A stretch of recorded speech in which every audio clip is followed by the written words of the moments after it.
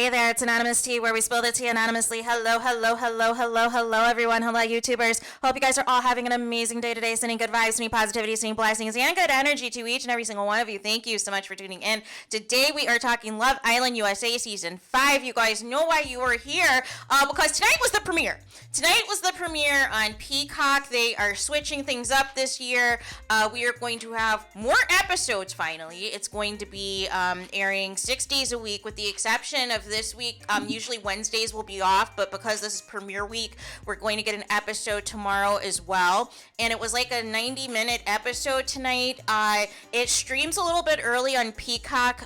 Those of you who have subscriptions to Peacock, it starts at 9 p.m. Eastern usually, but sometimes it may start 15-20 minutes earlier. So a couple of things before we get into actually what happened. I miss Ariel as a host, you guys. There was just something about her energy, her connection to the cast and everything else that really just resonated well, and I think it was a huge mistake to let her go. I'm not, I don't, it's nothing personal against Sarah Hyland. Like, I liked her on Modern Family and all of that, but I feel like at times she's like reading from a script or like treating this as an acting job, so it doesn't feel organic or natural as far as some of her interactions. Another issue that I have is the use of the UK lingo, you guys. And this was my concern of having the same guy, Ian, who does the voiceovers for Love Island UK, doing the same for the US, because I even said last season, one of the issues is not understanding all of the American, trends and lingo and all of that. And I was very disturbed that a lot of the Islanders were using UK lingo, like having the ick, like graft and I fancy you. And I was like, whoa.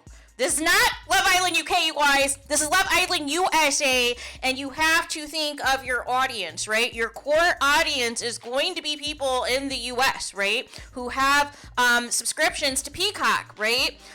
These are not going to be the same audience that the Love Island UK, demographic attracts, right? And so those were a couple of things. A new twist was they had this thing where basically all of the girls came in, and what would happen is one by one these men would come in on these hearts, and the girls basically, you would start off at the first heart. If the girls were into that particular guy, they got to stay on that heart, and if it ended up at the end that there were more than one girl there on the same heart, he would have to choose basically who he wanted, right? But if you did not like the guy who was on that initial heart or whatever, section or whatever of the 5 men, you could move on. So they were calling it stick or twist, right? And so if you twist, you cannot go back. You cannot go back to your previous person, right? And basically twist would mean you would move on to the next person. And I feel like the setup of the men this season was just not a good look.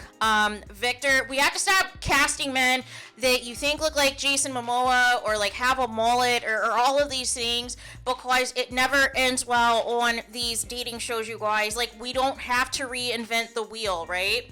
And then I feel so bad for Bergie, because I feel that was a terrible casting decision. And for some reason, these reality shows, they love to cast a certain type of person, and you know what I'm talking about, that typically does not get anyone, that typically is going to be too nice for a reality show like this that is cutthroat, and is going to have people use them and take advantage of them and not take them seriously. And this seems like a good guy. This seems like a guy who came from a decent upbringing, but he is not a fit for the show, you guys. So nonetheless, we have our couples. We have, we have 2 nurses in the cast, and I'm excited about that, and a microbiologist. So as far as the female cast, like, they really killed it, right? As for the men, it's going to be a wait-and-see approach. Early favorites right now, as far as couples go, I love the energy between Kay and Keenan. If it is genuine on Keenan's part, I really think that they could be a very strong couple, a very strong match. Marco and Destiny, I'm a little bit concerned about Marco, just because of some of the things of, what is going on with him in the news and all these things. I am a little bit worried that he is using Destiny, and ultimately when a bombshell comes in that it is his type, he is going to ditch her, but is trying to play it cool for right now. or is going to try to move along with Jasmine or something like that on the side, because as we know, Jasmine is not happy with her Dollar Tree version of Victor. I mean Jason Momoa. So that is not a compatible couple. Cassie and Leonardo, they seem like they're getting on as of now. They both have the Latina connection and wanted to explore that for now. Also, we have, and Bergie and Anna, it was just so embarrassing, you guys. So Anna apparently knows Marco. Apparently they're quote-unquote gym buddies. And I'm going to watch that later, because usually on these reality shows where you quote-unquote know somebody, sometimes they try to have you couple up together, right? So I'm going to keep an eye on that. And basically by default, she ended up with Bergie. But she also had a connection. She also was into Leonardo. So that is going to be interesting with that. We had our first set of dares. We had this game where you put all your phones in the box, and whoever's phone lit up, that was the person that had to choose somebody to kiss. So pretty much everybody chose their own couples. And Anna was so disturbed by her couple with Bergie that she ended up kissing a woman, you guys. She ended up kissing another woman because that is how disturbed she was. So she ends up kissing Jasmine, and Cassie's in the confessional like, hey, what about me? Or whatever. And so this is like, some of these people are like very highly sexual, want to hook up really bad. However, the attraction is not there for some of these people. So therefore, they are going to be on edge. So at the end of the episode, Sarah Hyland comes back after this dare and is like, all right, well, we are going to do a little bit of a twist. We have something to where we are going to do least compatible. Now, I felt this was a little bit premature to do a compatibility vote right out the gate. I think they should have did what the UK did this season, which was at the end of the night, if you were not happy in your couples, you could basically we knew that Jasmine and Anna are not happy in their couples, and then from there you can bring in two male bombshells or give them the opportunity to get to know some of the other guys or what have you. But this whole thing where we're just going to right out the back vote somebody least compatible and then they're at risk for being dumped from the villa, I felt that was too premature, right? And so what ended up happening was, obviously Anna and Bergie were the least compatible. They even voted for themselves, right? And then there was like one vote, I believe, for Victor and Jasmine as well, and that came from Leonardo and Cassie. And so ultimately with the 4 votes, Sarah told them, hey, one of you is going to be dumped from the island, and you do not have to decide that. The islanders are not going to decide that, but between the two of you, like you yourself, are going to have to make that decision. So Bergie decided that he was going to be the one to eliminate himself and felt that it wouldn't be right if he stayed. And then after the dumping, he gets a text that it's not over and that he can join a throuple, you guys. And I have an issue with this. Because like I said, they like to cast a certain type of person on these shows, right? Where they want to push a certain narrative, right? Where like the certain type of look person finally finds love, right? But it's not realistic, right? And as a result of this, what's going to happen is the female bombshells are going to come in and use Bergie for safety and use him until they move on to a bombshell that they're actually attracted to and interested in.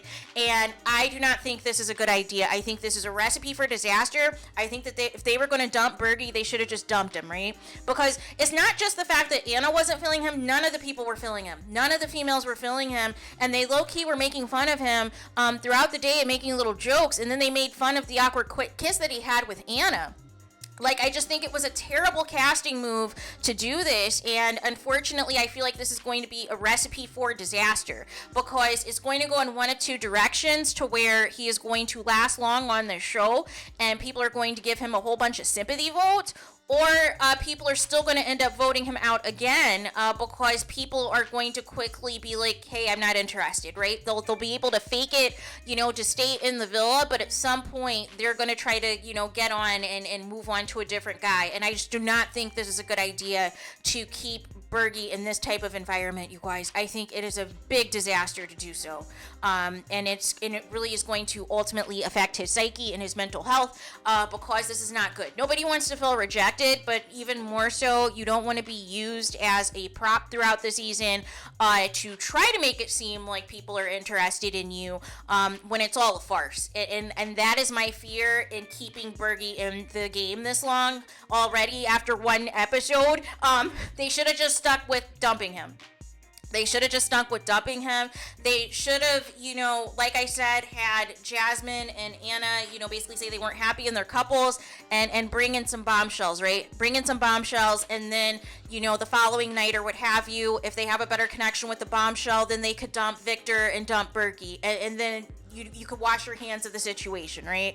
But what we're doing right now just isn't a good look. It just isn't a good look, and everybody is trying to do what happened on Love Island, Australia, which was one of the first Islanders dumped Claudia. She got an immediate text that she was going to, get 2 dates with 2 male bombshells and come back into the villa, right? And ultimately things worked out for her. And then they just did this in the UK with Molly. She had this very shocking dumping, and then they brought her back during Casa Amor. And I just feel like producers this is not the person to replicate any of this on for, right? And I feel like this is going to have backlash. I feel like this is not going to end well. So there is that. So let me know your guys' thoughts in the comments. Please do not forget to like, comment, and subscribe. Hit the notification bell so you're notified the moment I post new content on my channel. And with that being said, I'll talk to you guys again very soon.